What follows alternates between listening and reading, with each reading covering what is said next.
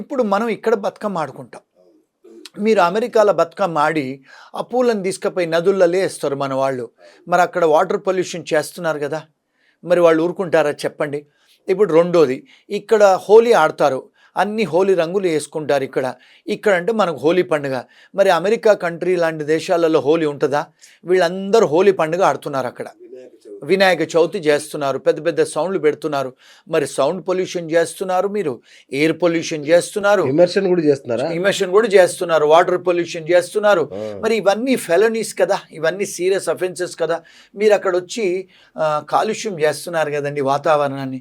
మరి వాళ్ళు టాలరేట్ చేస్తారా చెప్పండి? ఇప్పుడు మన బాలకృష్ణ సినిమా ఏదో వస్తే 20-30 కార్లు 40 కార్లు పెట్టుకొని మ్యూజిక్లు పెట్టుకొని సౌండ్లు పెట్టుకొని పోతున్నారు. మరి సౌండ్ పొల్యూషన్ కదా. మరి ఇలాంటివి మీరు అక్కడ మొన్న ఒక సినిమా థియేటర్లో బాలకృష్ణ సినిమానో లేకపోతే మన ఇండియాలో ఈ సినిమాలు వేస్తే ఆ సినిమా థియేటర్లు అన్ని పేపర్లు చింపేసేస్తున్నారు స్క్రీన్ మీద. వాళ్ళు సినిమా క్లోజ్ చేసి తెల్లవాళ్ళు మేము ఇంకోసారి మీకు ఇండియన్ సినిమాలు వేయనిమని చెప్తున్నారు. మరి మన వాళ్ళు ఇలాంటివి చేస్తుంటే వాళ్ళ దేశానికి వచ్చి మరి మనం 2 సైడ్లు చూడాలి కాయిన్కి. వాళ్ళు ఎందుకు ఇలా బిహేవ్ చేస్తున్నారు? మన వాళ్ళు ఇవన్నీ చేస్తున్నారండి. మరి మన వాళ్ళు చెత్తలేస్తారు అక్కడికి వచ్చి మన రోడ్ల మీద. మన వాళ్ళు సౌండ్ పొల్యూషన్ మ్యూజిక్లు పెట్టుకొని తిరుగుతూ ఉంటారు కార్లలో. మన వాళ్ళు రాత్రులు అక్కడ కూర్చొని రెస్టారెంట్ ముందు హడావిడి చేస్తారు, గ్యాంగులు నిలబడతారు. మన ఇంటి పక్కన మ్యూజిక్లు పెట్టుకొని పార్టీలు చేస్తారు మన తెలుగు వాళ్ళు స్టూడెంట్స్ మన గెస్ట్ హౌజులలో. మరి అక్కడ మీకు డిస్టర్బెన్స్ అవుద్ది కదండి పక్కింటి వాళ్ళకి తెల్లవాళ్ళకి. మరి డెఫినెట్గా వాళ్ళు కంప్లైంట్ చేస్తారు కదా సిటీకి, పోలీస్కి. ఇలాంటి మరీ ఎక్కువ చేస్తున్నారు మన వాళ్ళు. ఇది కూడా వన్ ఆఫ్ ద రీజన్. కానీ ఇది మాలాగా బయటకు వచ్చి చెప్పిన వాళ్ళు ఎవరు లేరు, నచ్చరు చెప్తే. ఎవరు చెప్పరు నిజంగా. ఇవి కూడా వన్ ఆఫ్ ద రీజన్ అండి. ఎందుకు అంటే నేను ఇండియా వదిలేసి 30 ఏళ్ళు అయిందండి. నేను ఆస్ట్రేలియాలో 7 సంవత్సరాలు ఉన్నాను, లండన్లో ఉన్నాను, కెనడాలో ఉన్నాను, అమెరికాలో మోర్ దెన్ 25 ఇయర్స్ ఉంటున్నాను. మరి మేము అక్కడ చదువుకోవడానికి వెళ్ళాము, సివిలైజ్డ్గా పని చేసుకున్నాము. ఈరోజు సిటిజన్షిప్లు చేసుకుని జాగ్రత్తగా ఉంటున్నాం. పక్కింటి వాళ్ళకి మేము డిస్టర్బెన్స్ చెయ్యం. మరి ఇలాంటివి చేసినప్పుడు వాళ్ళకు కూడా ఇబ్బందికరమే కదండి. ఇప్పుడు టెక్సాస్లో అన్నీ ఇవే మన వాళ్ళవి. బతుకమ్మలు ఆడుతున్నారు, హోలీ ఆడుతున్నారు, గణపతిని పెడుతున్నారు.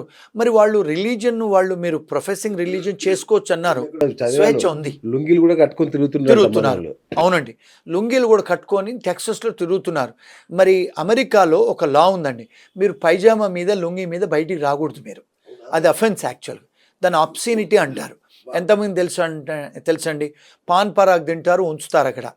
ఇప్పుడు గుజరాతీ వాళ్ళు ఎక్కడ తిన్నా పాన్ పరాగ్ ఉంచుతారు. మన వాళ్ళు కూడా కిళ్ళి కొట్లు ఎక్కువైపోయాయి. టెక్సస్లో, న్యూయార్క్లో, న్యూజెర్సీలో కిళ్ళి తినేసి ఉంచుతున్నారు. మరి ఇవన్నీ చేస్తున్నప్పుడు మరి వాళ్ళు ఊరుకుంటారండి? ఇవి కూడా డెఫినెట్గా మేజర్ కారణాలు. ఇప్పుడు మనం వాళ్ళ దగ్గర పోయినప్పుడు వాళ్ళతో ఇంటిగ్రేట్ అయ్యి వాళ్ళలాగా ఉండాలి. ఎందుకంటే be as a Roman when you're in Rome. మీరు అక్కడ పోయి తెలుగు వాళ్ళలాగా చేసి బాలకృష్ణ సినిమా వచ్చినప్పుడు మీరంతా ఒక 40-50 కార్లు పెట్టుకొని జులూసులు తీసుకుంటే తప్పు కదండి.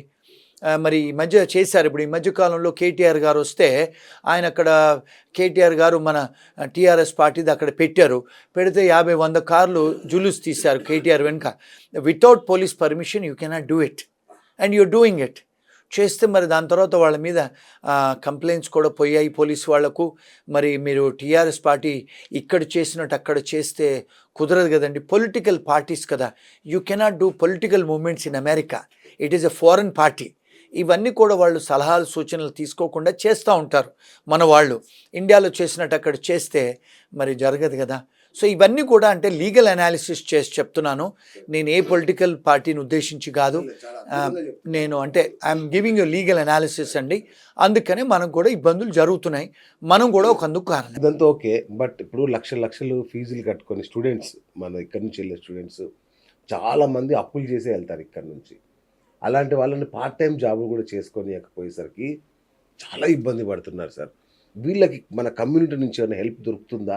వాళ్ళ పరిస్థితి ఏంటి అసలు ఏంటంటే మనకు అందరూ కూడా తెలుసుకోవాల్సింది, మన స్టూడెంట్స్ పేరెంట్స్ తెలుసుకోవాల్సింది ఏంటి అంటే, ఇప్పుడు ఇక్కడ వీసా ఏజెంట్లు ఏం చెప్తారంటండి, మీరు ఒక సెమిస్టర్ ఫీజు కట్టుకొని వెళ్ళండి, మళ్ళీ మిగతా సెమిస్టర్ ఫీజులు అన్నీ అక్కడ జాబులు బయట చేసుకొని పని చేసుకొని కట్టచ్చు అని చెప్తారండి. అది యాక్చువల్గా నేరం. ఇల్లీగల్ అడ్వైజ్ అది. మీరు యూనివర్సిటీ బయట పని చేసుకునే అర్హత లేదు మీకు. కానీ ఇంగ్లాండ్లో, ఆస్ట్రేలియాలో, కెనడాలో యూనివర్సిటీ బయట 20 గంటలు పని చేసుకొని మీరు ఫీజు కట్టుకునే అర్హత ఉంది. కానీ అమెరికాలో అర్హత లేదు, అది ఇల్లీగల్. అందుకని మన వాళ్ళు ఎక్కడైతే ఇప్పుడు ఈ మధ్యకాలంలో బయట పనిచేసే వాళ్ళందరినీ పట్టుకుంటున్నారు. ఎందుకంటే మీరు క్యాంపస్లోనే పని చేయొచ్చు. కానీ అమెరికన్ లా అది. కానీ ఇక్కడున్న వీసా ఏజెంట్లు, ఇక్కడున్న పేరెంట్స్, ఇక్కడున్న ఫ్రెండ్స్ వాళ్ళంతా ఏం చెప్తారంటే మీరు అక్కడికి వెళ్ళి పని చేసుకొని కట్టుకోవచ్చు అని. కానీ అది నేరం అండి. బయట క్యాంపస్ బయట పని చేసే అర్హత లేదు, పని చేస్తే నేరం అండి. సో మీరు నేరం అయినప్పుడు మరి మన ఆర్గనైజేషన్సే కానీ ఎవరైనా కూడా ఇప్పుడు ఏం చేస్తున్నారంటే ఎంప్లాయర్స్ని కూడా అరెస్ట్ చేస్తున్నారు. అలాంటి జాబులు ఇస్తే వాళ్ళ మీద కూడా పెనల్టీ వేస్తున్నారు. అంటే మీరు harbouring illegal aliens giving employment to a student is also an offence. అందుకని వాళ్ళని కూడా పీనలైజ్ చేస్తున్నారు, ఎంప్లాయర్స్ని కూడా ఇబ్బంది పెడుతున్నారు ఇప్పుడు. కానీ ఎట్లా సార్ మా స్టూడెంట్స్ చాలా కష్టంగా సార్ ఇప్పుడు ఉన్న వాళ్ళు. అంటే before you go to that country you have to know the law of the land కదా. మరి మీరు లా తెలుసుకోకుండా వెళ్ళి నాకు లా తెలీదు, ignorance of law is not an excuse. మరి ఇప్పుడు మనం ఆ దేశానికి వెళ్ళే ముందు మనం ఆ దేశ లా న్యాయశాస్త్రాలు తెలుసుకొని కదా వెళ్ళాలి. మరి తెలియకుండా వెళ్ళి తెలుసుకోకుండా వెళ్ళి నేను నేరం చేస్తానంటే ఎక్స్క్యూజ్ చేయరు కదండి. ఇప్పుడు మీరు కెనడాకు వెళ్ళండి, ఇంగ్లాండ్ వెళ్ళండి, న్యూజిలాండ్ వెళ్ళండి, కొన్ని యూరోప్ దేశాలకు వెళ్ళండి. అవుట్ సైడ్ ద క్యాంపస్ ఉద్యోగాలు చేసుకోవచ్చు. హాలిడే టైమ్స్లో కూడా ఫుల్ టైం చేసుకోవచ్చు. మీరు ఆ కంట్రీస్ అలౌ చేస్తారు. మరి అమెరికాలో అలౌ చేయరండి. మరి అక్కడ మేము అప్పులు తీసుకొని వస్తున్నాము, మేము వచ్చి అక్కడ నేరం చేస్తామంటే అది న్యాయపూరితం కాదు కదండి. అమెరికా అంటే ఒకప్పటిదాకా ఇప్పటి నిండమనక ఉద్యోగాల స్వర్గధామం అది. ఇప్పుడు జనం చూపు కొంచెం మారింది. కెనడా, ఆస్ట్రేలియా, జర్మనీ ఇట్లాంటి దేశాలు మన వాళ్ళని రమ్మని ఇన్వైట్ చేస్తున్నాయి. ఆస్ట్రేలియా ఇవన్నీ మీరంటే దౌత్యపరంగా కానీ అవకాశాల పరంగా లేదంటే పీస్, సెక్యూరిటీ లాంటి అన్ని కోణాల్లో చూస్తే మనం ఏ దేశానికి వెళ్ళడానికి ఎక్కువ అంటే నెక్స్ట్ అమెరికా కాకుండా ఎక్కడికి వెళ్తే మనకు కొంచెం బాగుంటుంది మన స్టూడెంట్స్ కానీ ఎంప్లాయీస్ కానీ. ఇప్పుడు కెనడా వాళ్ళు ఓపెన్ చేస్తున్నారు డోర్సు.